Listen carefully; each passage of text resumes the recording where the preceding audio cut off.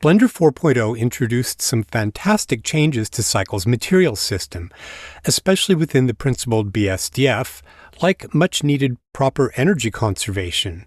It was a big step towards more realistic renders. But today, I want to discuss an area of physically based rendering I feel is still a bit lacking in Cycles, and it's something I'm hoping to see improved in a future release. We're talking about nested dielectrics. This is a refractive object inside another refractive object. Think about a glass with water in it. The good thing is that the developers are aware of this need, and some work has apparently already been done towards the creation of a proper nested dielectric system, which is exciting. So in this video, we're going to talk about several things related to nested refractive objects as a way of helping you to understand what they are, why a dedicated nested dielectric system is needed, and how you can partially implement a nested dielectric setup in Blender 4.3. So we're going to talk about how people commonly set up the geometry and materials for this scenario, and why this common approach isn't quite correct, but it still works okay in a general sense. But then we're going to talk about another approach to set up a glass-containing liquid that's technically more correct from a geometry standpoint, but this also has a limitation because of the way Blender handles fractional IOR values below 1.0. Then we're going to talk about what's called a relative index of refraction, which is the key to physically correct nested refractions. First, let's briefly talk about the index of refraction. In modern renderers, this is the value used to determine how light changes within a transparent medium, where the path of the light bends because of the change in density between the air and the medium. The index of refraction, or IOR, also determines how much light reflects off a surface, and this is directly related to how much light refracts through the transparent medium. This becomes important when we talk about manually applied relative IOR values. Index of refraction values are always greater than 1.0, with 1.0 representing the speed of light in a vacuum. When light enters a denser medium, like glass, it undergoes a complex set of electromagnetic interactions and interference with the material's atoms. This interference shifts the phase of light, slowing its propagation speed through the medium and altering its direction, resulting in the bending we observe as refraction. The IOR value is a concise shorthand way to describe these behaviors, and 3D applications like Blender use the IOR to perform refraction and reflection calculations. This allows them to accurately simulate the effect of light passing through the material without needing to calculate the intricate underlying atomic interactions. So to summarize, an IOR of 1.0 means the actual speed of light in a vacuum, and an IOR of 1.52, that of glass, describes light being 1.5 times slower in glass than in a vacuum. Primarily, we're concerned with the interface between mediums, as this dictates how we structure the nested dielectric geometry. But more importantly, each boundary needs a relative index of refraction value. More on that to come. So this brings us to the way geometry is set up. So let's take a look at the different overlaps. When we come in and we take a look at the original geometry, we've got this glass shape and we can see the normals going outside. Typically what we do is we take and duplicate part of that to create the liquid on the interior. So what you end up with is overlap of the boundary wall, what we call the interface between the glass and the water. And you don't want that to happen because that will cause all kinds of problems. And so this is going to be one of the things we're going to talk about downstream with the nested dielectric system. So we have to manually resolve that so this overlap geometry doesn't cause really bad visual problems. So this is where we come to a very common approach that people use where they take and they push out the geometry of the liquid just a little bit extended beyond the original glass. While this approach is common, and it sort of works, the overlapped geometry will cause the ray tracer not to render what are called total internal reflections quite correctly. More importantly, this method doesn't allow us to specify a manual relative index of refraction. More on that in a bit. So let's take a look at something you don't want to do. And this is something I've seen is people take the liquid itself and offset it but inward. And you don't want to do this because the ray tracer will definitely see a gap right here, and that will render differently. And so this is not a viable solution to offset on the interior. So the other method that I like to use is where you actually remove the geometry of the inside of the glass and you leave the liquid in the same place.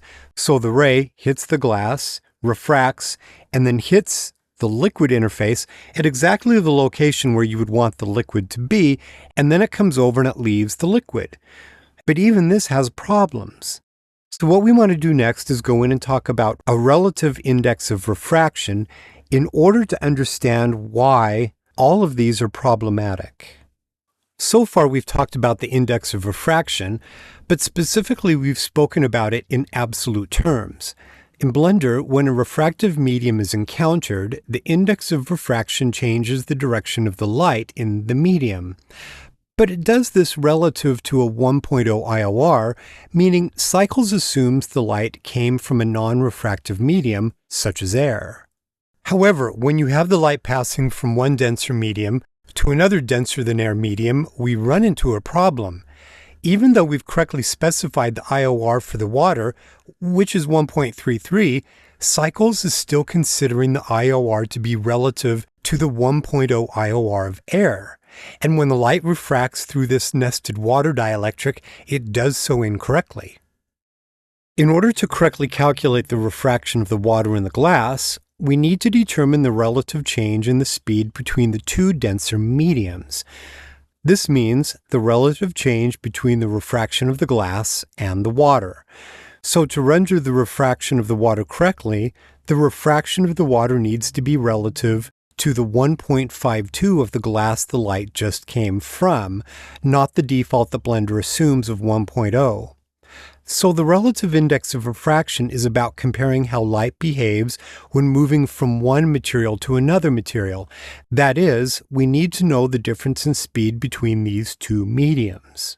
Think about our example of light passing through glass and then water.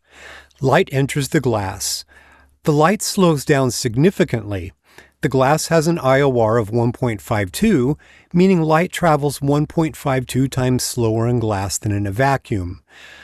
Light then leaves the glass and enters the water. The light speeds up relative to its speed in the glass. The water has an IOR of 1.33, meaning light travels 1.33 times slower in water than in a vacuum. So we need to find the relative index of refraction of water compared to glass. To do this, the first medium the light passes through becomes the denominator, and the medium the light passes into becomes the numerator. So we divide the IOR of water by the IOR of glass. So the relative index of refraction of the water becomes 0.875. For this glass and water setup, manually setting the water's IOR to 0.875 gets us closer to realistic refraction for the water. But what about when light exits the water back into the glass and then into the air? Well, this is where we really need to understand why a properly engineered nested dielectrics feature is truly needed. A proper nested dielectric system would automatically calculate the chain of relative refraction transitions as light goes into the glass, then the water, back into the glass, and finally back into the air. This is something we can't currently do in a manual way, and our visuals suffer because of it. For instance, for this glass-water setup, a proper chain of refractions would need to be calculated at each interface boundary. So it would actually be 1.52 for the initial glass, then 0.875 going from the glass into the water, then 1.14 for water back to the glass interface, and then 0.658 for the glass back to air interface. Right now, Blender doesn't do that. Every object gets one IOR, and Cycles doesn't track this chain of transitions. That's why I think it's a critical feature to push for in Cycles. It would make scenes with liquids, lenses, or layered transparent objects way more accurate without workarounds. So a proper nested dielectrics system would also resolve overlapping geometry, something we have to take care of manually now. But it would also handle some situations we don't currently have a good way of handling. Think of a clear plastic straw in the water of glass. This is a much more complex scenario that requires a proper nested dielectric system to render in a physically correct way. So let's come back over here and look at our charts of the different geometric configurations we can set up. And we're going to come to this one that I call the extended offset. You can see I label it as being a plausible setup that you can use. Now, one of the drawbacks, now that we've talked about the relative index of refraction, is that for some reason this doesn't work when you use a relative IOR, and I suppose it has something to do with these near overlapping geometries. But I've tested it and it doesn't work. I can't calculate and put in a relative IOR for this and have it render correctly. So this is another argument to why Blender needs a nested dielectric system that's properly integrated into the renderer. But let's come back over and take a look at the method that I call removed section, which is kind of my preferred way of approaching this, where we remove geometry from the outer glass so we have the boundary that's in the proper location for the water. Now, this does allow for a manually calculated relative index of refraction for the bulk of it, with the exception of the top. The top up here still needs to be the standard index of refraction for water, which would be 1.33 in this case, because it's boundary to air, so you want it to be relative to 1.0. But problem is, when you do this, the IOR becomes 0.875, which is less than 1, and when you drop the IOR less than 1 in Blender, it shuts reflections off. So we're not just refracting through this water geometry, some of that light is also reflecting off of it. It's a split component mechanism with the IOR. You always are going to get some degree of reflectivity, even if the bulk of it is transmitting through the surface. It's just part of the Fresnel equation for that to happen. But as soon as you use a relative index of refraction manually, it goes below 1.0 and it turns off the reflection component. And so you miss a little bit of the reflectivity in that surface. Is it a deal breaker? Well, it'll depend on your visual, right? But the ultimate issue here is that it's another argument for why I think Blender really needs to implement a proper nested dielectric system within the core of Cycles itself to be able to handle all of this correctly. Because until it does, refractive objects that are nested are never going to behave quite right, and they're never going to be as real as they should be.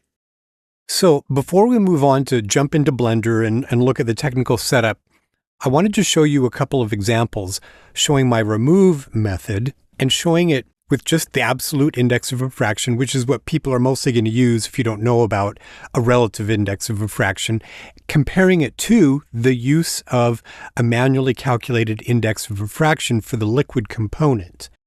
Here's a really good example. I've got these product bottles right here, where I've got the liquid as a separate piece of geometry, and I removed the boundary between the glass and the liquid. And the glass has the index of refraction of 152, and the liquid is 1.33, which is standard.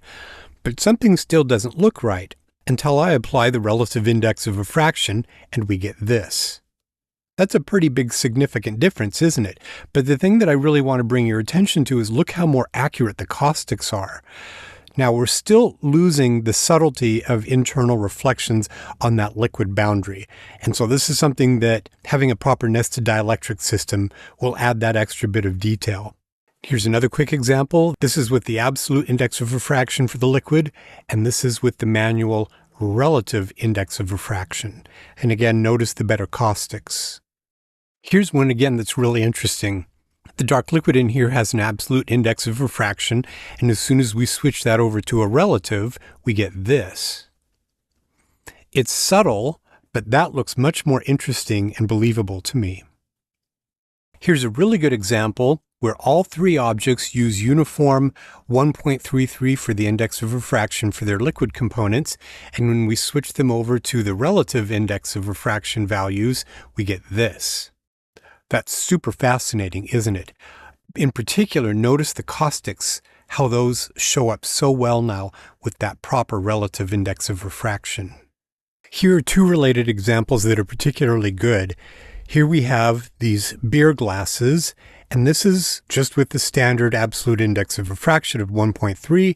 As soon as I switch this over to the relative, this is what we get. It looks more natural, it looks more normal. The refraction should look like it comes right to the edge of the glass, but notice how we get this improvement in the caustics. the caustics are rendering much more correctly because the refraction is happening more physically correctly.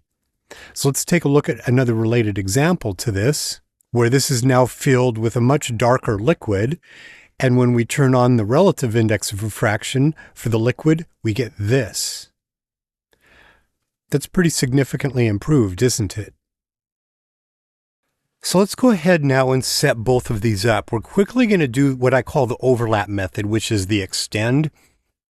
Now, I have one add-on that called Edit Instanced Collection, and I'll leave a link to it below. Go ahead and install it. It's so useful. I've got a collection and I've got 2 instances, and I'm going to do an Edit Instance Collection, so I am editing just the collection in its own environment. I've got a marker at the top right here to let me know where I want the liquid level to be. So let's select the mesh from the glass, go into edit mode for that, come down to the bottom where we can see the inner area, and I'm going to double click this so that I can get one loop, and then I'm going to start doing an expand selection right until I get to the top where my indicator is. Let's go ahead and duplicate this. So Shift and D, press the escape key, and then P key to move that to its own object. Let's leave edit mode for the primary object. And then when we come down here, we're going to call this liquid dot extended, something to indicate that we're going to extend this out. Now, before we do that though, let's think about this. The geometry is overlapped with the original geometry wall, and that's what will cause problems. So this is why we need to go to a little bit of effort here so that we don't get any overlap. Now let's come back into edit mode here for the liquid, and we need to select everything, A key, and flip the normals, because right now the normals are going in. If we come over and look at the normals, they're all, it's hard to see because they're so gigantic. Let's do this. Let's do that relative, and we'll increase the size just a little bit. And then we can see, it's a little bit hard to see, but they're all pointing inward. So we need to come up to mesh, do normal, and then flip that so that they're facing outward. So that's really important. Let's turn those off. Okay. So let's zoom in now, and we need to do the offset. So let's also come in here and let's just turn off subdivision so that we're not seeing that. In fact, I'm going to come over here to this, and we're just going to turn off subdivision. So we're just working with the cage. We're not having subdivision interfere with what's happening. So I need to take this and expand it out a little bit beyond its existing boundary. Come down to the shrink fatten function, and we need to make sure that we're in active tool so that we can click, hold, and drag, and you see we just extend it just a little bit. It only needs to be a small amount, and that just small amount is perfect. Now we need to come to the top and cap that off. So let's double click, press the F key to fill that, and then the I key we're going to inset to produce the meniscus. G, Z, let's pop that down, S, and expand that out. And then Command R, I need to put a loop here, return. And this is where we can again use this shrink fatten function. Click, hold, and drag, and we'll pull those down. Each edge moves along its own normal. So let's come back here and select the top. Zoom out so that we can select this big polygon. This is kind of a pain. You have to select the little dot right there, and then we'll come back down. And we need to do one more inset, I key, to produce a boundary between the curving area and the planar region. Press Shift and E, and then type 1 to set that to be a hard boundary. We need to do that here on the top of the meniscus. Let's go into edge mode. Select this edge, and then press Shift E and 1 to set the crease to 1. Now, because we do have a crease here, let's press the Tab key to leave edit mode. We do need to make sure that we right click and do Shade Auto Smooth, which will break the shading over this really large angle right there. So let's come back in, let's turn subdivision back on for this and the main geometry. In fact, I'm going to take their subdivision levels at render time up to 3. Refraction tends to need a little bit more subdivision. So now we just need to come down and set this to liquid. Now let's take a look at this. I already have liquid set up, and I'm going to call it liquid top, and you'll know why in a minute. But basically, I've set the index of refraction to 1.33, which is what you would want for typical water. And then all I've done is set the transmission up to 1.0, so it's fully transparent. And I've only got just a very minor amount of roughness. And that's all we need to do to create a liquid surface. Let's go ahead and return to the main scene, come to the camera, and then we can come over here and we can render this. And there you get sort of a generally decent kind of glass with water in it. And one of the key things you want to look for is you want the refraction to go right to the edge of the glass. And you also would be able to see it at the top. The top looks generally correct-ish. It's not perfect. We would still need, in a perfect world, to have a relative index of refraction.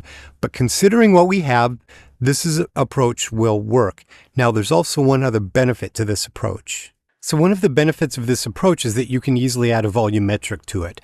So let's come back over to our liquid object that I call extended, and let's come down to the material system here, and we want to add just a volume to it. So Shift A, type in volume, and we want volume absorption, and let's give this sort of like a beer type of color. So you're more interested in the hue here, and let's select the density. Let's take this up to say 90, and then we'll plug this into volume, and then we can come over and render that. Let's preview it, and there you get that colorized volumetric liquid inside. So very easy to do with this approach.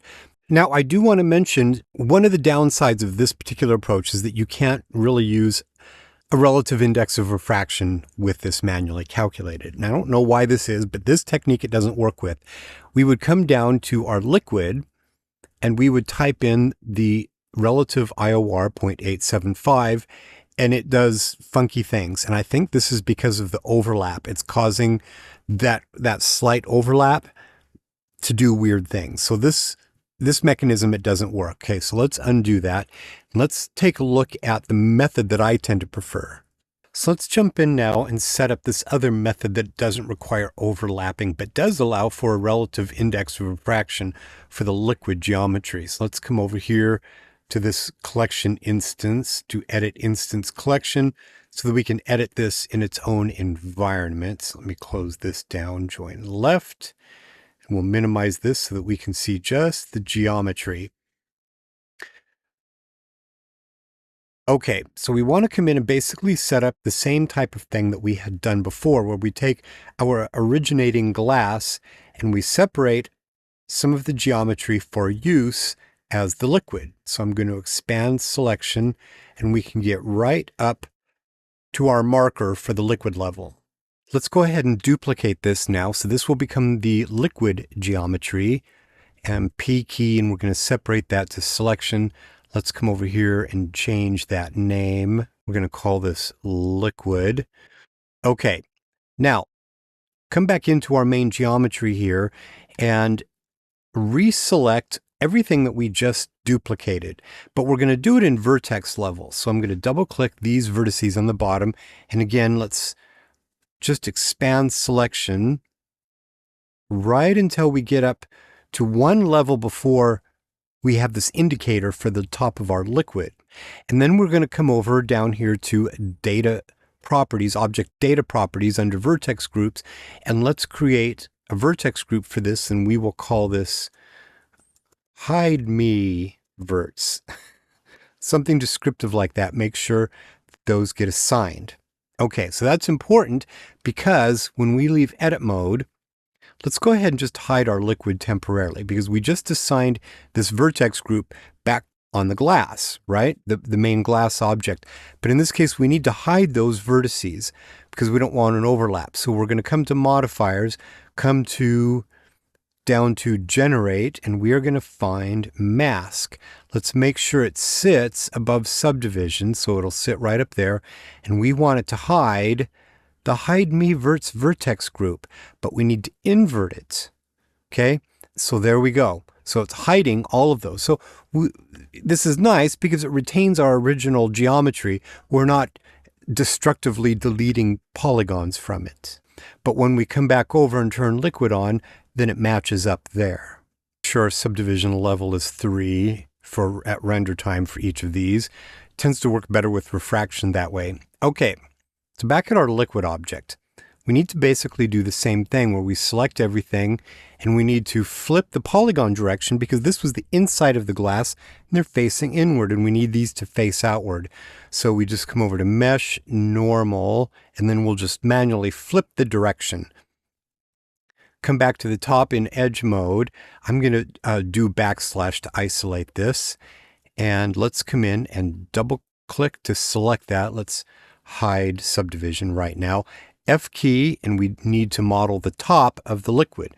So we're going to do I for inset, bring that in just a little ways, G, Z, pop that down, and then I key one more time to produce a boundary between the flat area and the curving area. Command R, and we put one loop there, return, and then we just come over, again, making sure we're in shrink fatten and the active tool, so we can click, hold, and drag, and we can just pop that down. Double click here, hold the shift key, double click this boundary, type shift and E and 1 to produce a mean crease of 1, which is a full crease. Tab leaves edit mode, and we need to make sure that we have now right clicked and assigned shade auto smooth so it breaks shading on this very large angle right there. This is where we get into the relative index of refraction stuff. So we've got our geometry with the top and the bottom, and we need to assign two materials to this.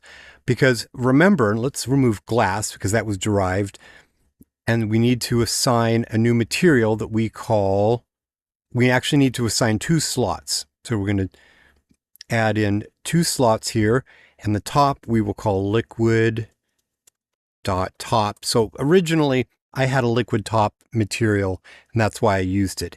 And we will set this up so that we have roughness, which is very low, 0.02.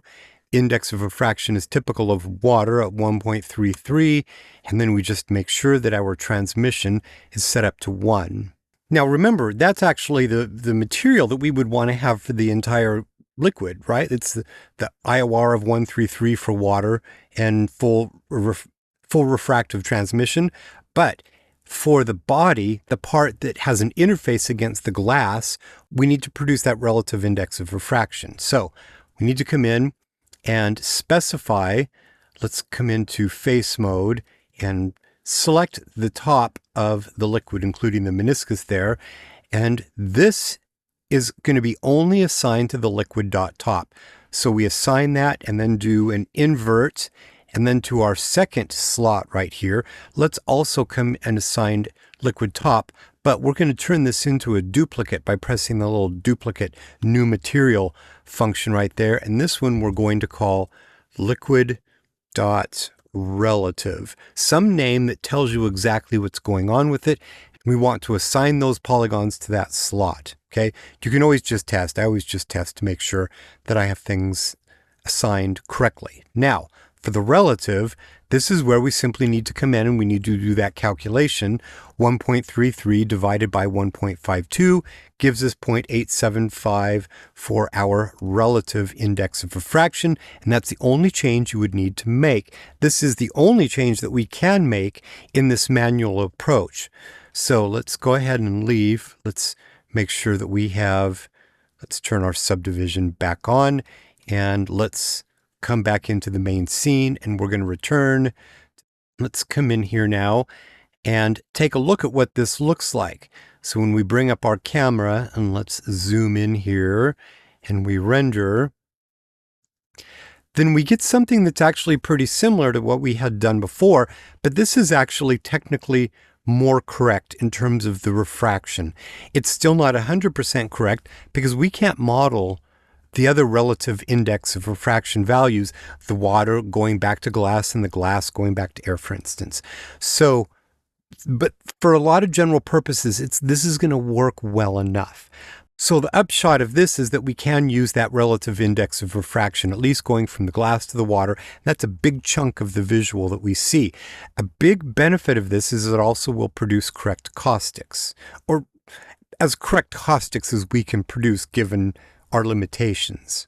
Now here's the downside of this approach. Doing volumetrics is trickier in this approach because we can't just assign it to our volumetric object, meaning the liquid on the interior, and we can't assign it to the outside if you wanted to have some degree of volume. So we have to work around this. So let's come back in, edit collection, and go into X-ray, and let's remove perspective and back into the front mode. So in this particular case, we have to come back to this liquid object, and we have to produce a variant of this specifically for the volume, because I have found that if you try and assign a volume to the material for the relative, it's going to behave weirdly, considering it's got the liquid on the top, which is designed to interface with air above. So what you have to do is you have to actually create a third object for the volume. So we do Shift and D to duplicate this, and Escape key to put it back in its place.